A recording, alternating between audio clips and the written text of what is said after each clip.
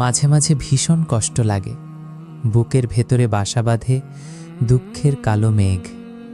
অবিরাম বৃষ্টির ধারার মতো বিষণ্ণতা এসে আছড়ে পড়ে মনের উঠোনে। আকাশ ছোঁয়া হিমালয় যেন তার সমস্ত ঐশ্বর্য নিয়ে ভেঙে পড়তে চায় বুকের ওপর। জগৎ সংসার তখন বিষাক্ত লাগে। মাঝে মাঝে প্রচণ্ড দুঃখবোধে ভেঙে পড়ি আমরা।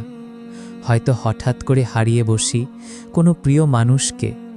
খুব আশা করে থাকি এবারের পৌষের শীতে মায়ের হাতে বানানো ধোঁয়া ওঠা ভাপা পিঠা খাবো বলে, কিন্তু পৌষ আসার আগেই মা হয়তো দুনিয়ার পাট চুকিয়ে ওপারে পাড়ি জমিয়েছেন। অথবা আস্তে আস্তে করে জমানো টাকা, যে টাকা দিয়ে বাবাকে ঈদে উপহার দিয়ে চমকে দেব ভেবেছিলাম, ঈদ আসার আগেই হয়তো বাবা চলে গেছেন রবের সাক্ষাতে।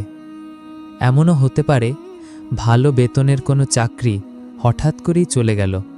অথবা আমার এক বন্ধু আমার সমান যোগ্যতা নিয়ে জীবনে সাই সাই করে উন্নতি করছে, কিন্তু আমি কিছুই করতে পারছি না। আমার বন্ধু আমার সমান খাটাখাটুনি করে খুব ভালো রেজাল্ট করছে, কিন্তু আমি পারছি না। পারিবারিক অথবা দাম্পত্য জীবনটাও খুব একটা ভালো যাচ্ছে না। ব্যবসায় লোকসান হচ্ছে, খেতে নষ্ট হচ্ছে ফসল, উর্বরতা হারাচ্ছে আবাদি জমি, মরে যাচ্ছে গবাদি পশু, বন্যায় ভেসে গেছে একমাত্র আশ্রয়, অগ্নিকাণ্ডে পুড়ে ছাই হয়ে গেছে তিলে তিলে জমানো সম্পদ, মাথার উপর বেড়েই চলেছে ঋণের বোঝা।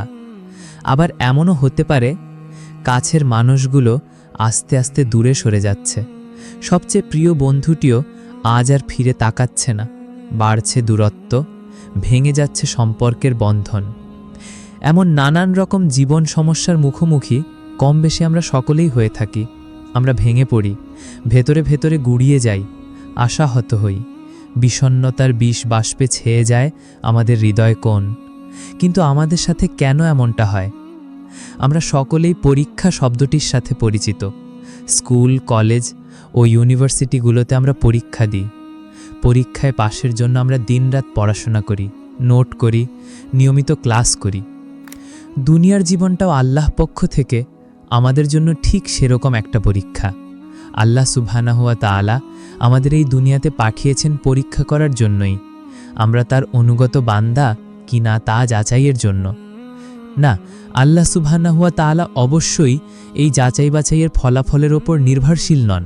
তিনি আলিমুল গাইব, ভূত ভবিষ্যৎ সব কিছুই তিনি জানেন। তিনি জানেন আমাদের মধ্যে কে কে তার অনুগত আর কে কে তার অবাধ্য।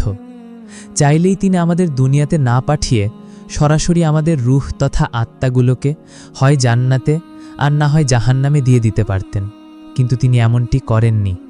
কারণ তিনি আমাদের কোনো প্রশ্ন করার সুযোগ দিতে চাননি। কীরকম প্রশ্ন?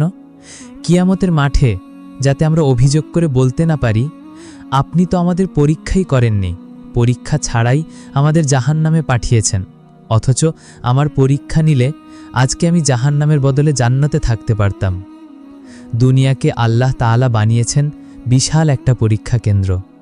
আল্লাহ সুবহানাহু ওয়া তাআলা কুরআনে বলছেন, আমি অবশ্যই তোমাদের পরীক্ষা করব ভয়, ক্ষুধা এবং তোমাদের জান মাল ও ফসলাদির ক্ষয়ক্ষতির মাধ্যমে, আর ধৈর্যশীলদের সুসংবাদ দিন।